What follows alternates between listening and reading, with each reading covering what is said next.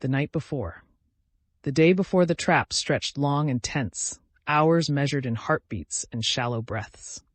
James stood at Dr. Harrison's parlor window as dawn broke over Medicine Hat, watching the consortium's watchers take up their positions for another day of surveillance. 4 men now, rotating in shifts with military precision, making no attempt to hide their presence. Behind him, Eleanor worked at the writing desk, her pen scratching steadily across paper as she documented everything one more time. Sarah sat cleaning her rifle with methodical care, each motion practiced and precise. Thomas played quietly with wooden blocks on the floor, building and rebuilding the same structure. Their soddy, James realized with a pang. The boy was creating what he remembered of home. "They know something's coming," Daniel said from his position by the side window. He'd arrived before dawn, unwilling to spend the day apart from Sarah. "Look at how they're positioned. They're not just watching anymore. They're preparing." James studied the watchers more carefully. Daniel was right. The men carried themselves differently today. Weapons more visible, movements more deliberate. They'd shifted from surveillance to siege mentality. "Good," Sarah said without looking up from her rifle. "Let them prepare. Let them think they know what's coming." Edmund Whitmore arrived mid-morning, looking older than his 68 years. He carried a leather satchel stuffed with papers and set it carefully on Harrison's dining table. "The forgeries are ready," he said quietly. "They'll pass a quick examination. Blackburn's handwriting style, proper legal terminology, dates and locations that match his known movements." He paused, meeting James's eyes. "But they won't survive careful scrutiny. We're betting everything that the consortium won't have time for careful scrutiny before they act." James nodded. The plan was simple in concept, terrifying in execution. Tonight, they would display the forged documents prominently in Harrison's study, visible through the window to anyone watching from the street. The papers would appear to be Blackburn's complete investigation. Names, connections, evidence linking the consortium's leadership to multiple murders. They would make it look as though the family was preparing to present this evidence to Judge Carmichael at an emergency session tomorrow morning. The consortium would have to act tonight. They couldn't risk the evidence reaching the judge, couldn't allow witnesses to testify. They would come for the documents and for the family who possessed them. And Marshal Davis would be dining at the hotel next door, close enough to respond when the trap was sprung. "There's something else," Whitmore said, pulling a telegram from his jacket. "This arrived at the land office this morning. I have a friend there who, well, let's say information flows in multiple directions." James read the telegram twice, his stomach tightening. "Urgent stop Mackenzie matter must be resolved immediately. Stop no further delays acceptable. Stop take all necessary measures. Stop confirm completion. Stop no signature." But the message was clear enough. "All necessary measures," Eleanor repeated softly. She'd stopped writing to read over James's shoulder. "They're not even pretending anymore. They're desperate," Whitmore said. That telegram came from Toronto, routed through 3 different offices to obscure the source. Someone very powerful is applying pressure, demanding results regardless of cost or risk. Sarah set down her rifle and took the telegram, studying it with a soldier's eye for tactical intelligence.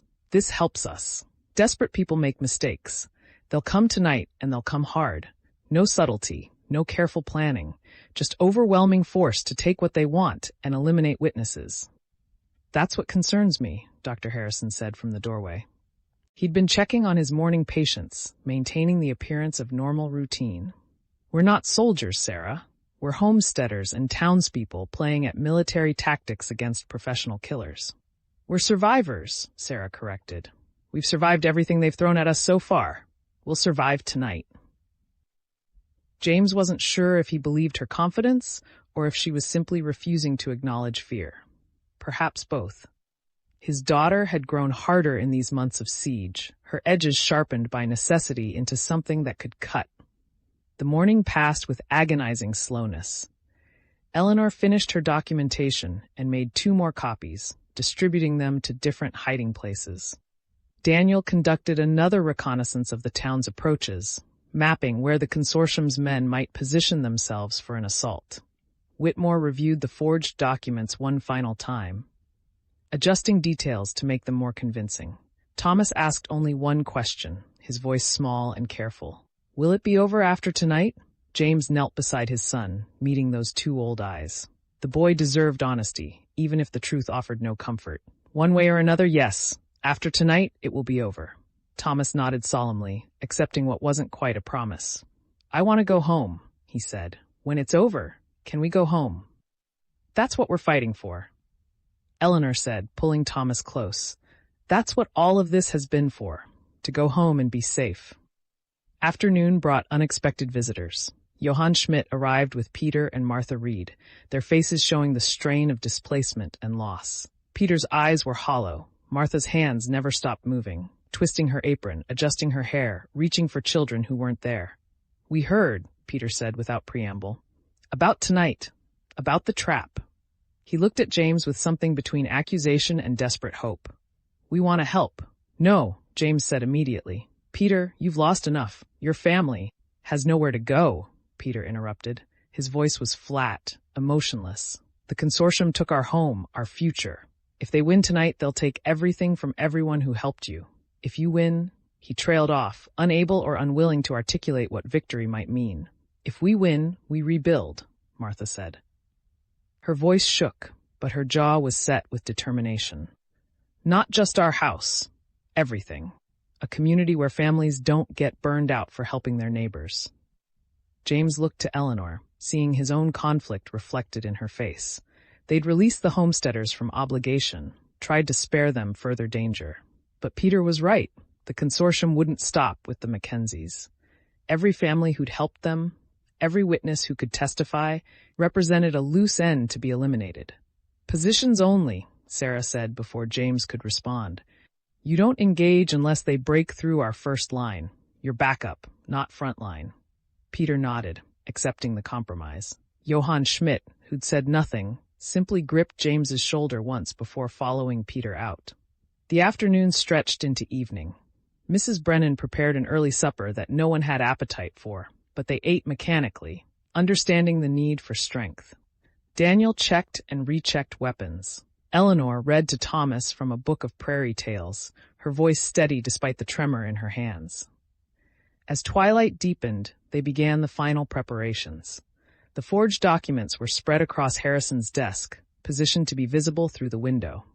A lamp was lit and placed to illuminate the papers, making them impossible to miss from the street. Eleanor's real documentation was hidden in the root cellar, along with Thomas and Mrs. Brennan. "I should stay," Thomas protested, showing more spirit than he had in days. "I can help. You can keep Mrs. Brennan safe," James told him, kneeling to grip his son's shoulders. "That's your job tonight. Keep her safe, and if anything goes wrong, you take the documentation and you run. You get it to the marshal or to the judge. Can you do that?" Thomas's face showed understanding beyond his years. He was being given a mission, a purpose that mattered. "I can do it," he said. "I promise, Papa. If something happens, I'll make sure the truth gets out." James pulled his son close, breathing in the smell of his hair, feeling the fragile strength of his thin arms. "Nothing's going to happen," he said, the lie tasting like ash. "But if it does, you know what to do." Mrs. Brennan led Thomas down to the root cellar, her practical calm a blessing. The heavy door closed with a sound like a coffin lid, and James forced himself to turn away. Darkness fell completely. The consortium's watchers withdrew to positions in the shadows, visible enough to be seen, close enough to observe. James counted 4 men on the street, but Daniel reported at least 3 more in the alley behind the house and 2 near the stable. 9 that we can see, Daniel said. Could be more we've missed. Professional numbers for a professional job, Whitmore observed. He'd positioned himself by the front door with a shotgun that looked ancient but well-maintained. They're not taking chances. 8 o'clock came and went. 9 o'clock. The waiting was its own form of torture, each minute stretching impossibly long. James found himself at the window again and again, watching the watchers, trying to read intent in shadow and stillness. At 9:15, one of the watchers moved. A subtle shift, a hand signal barely visible in the darkness. Then another man moved, and another. They were coordinating, preparing.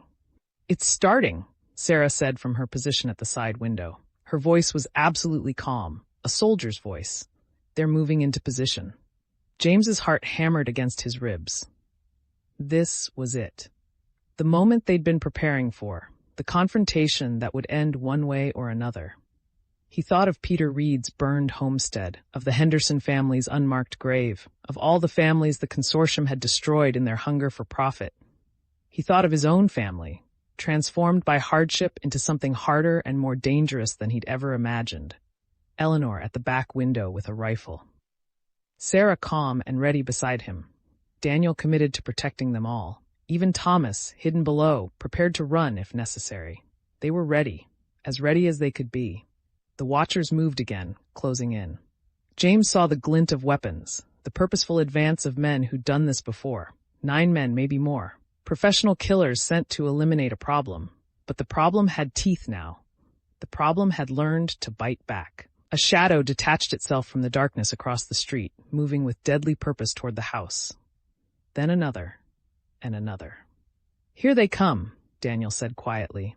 James gripped his rifle, feeling Eleanor's presence at his back, Sarah's steady breathing beside him. Whatever happened in the next hour would determine everything. Their lives, their land, their future. The first man reached the porch steps, and somewhere in the darkness, a voice called out. "Northwest Mounted Police, drop your weapons." The night exploded into chaos. Thanks for watching our stories. Don't forget to like and subscribe for more epic adventures. Thanks for watching our stories. Don't forget to like and subscribe for more epic adventures.